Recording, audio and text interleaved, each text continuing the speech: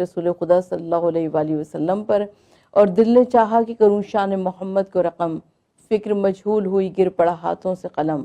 کون کر سکتا ہے توصیف شہنشاہ امم، اور قاب قوسین کی منزل پہ گئے جن کے قدم، جن کو اللہ نے کونین کی شاہی دے دی، سنگریزوں نے نبوت کی گواہی دے دی۔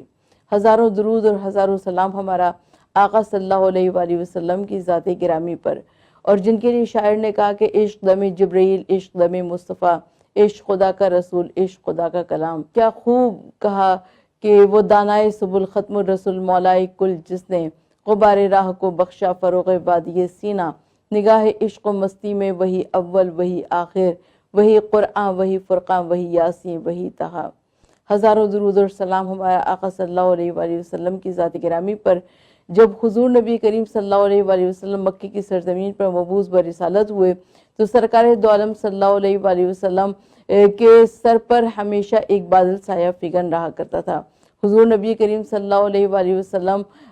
اگر چاہتے تھے تو وہ جس درخت سے چاہے پھل توڑ لیا کرتے تھے، اس درخت کی شاخیں ان کے ہاتھ کے نزدیک آ جایا کرتی تھی، اور آقا صلی اللہ علیہ وآلہ وسلم جب کسی درخت کے نیچے بیٹھا کرتے تھے تو شاخیں سمٹ کر سایہ فگن ہو جایا کرتی تھی، اور حضور نبی کریم صلی اللہ علیہ وآلہ وسلم اس درخت کے نیچے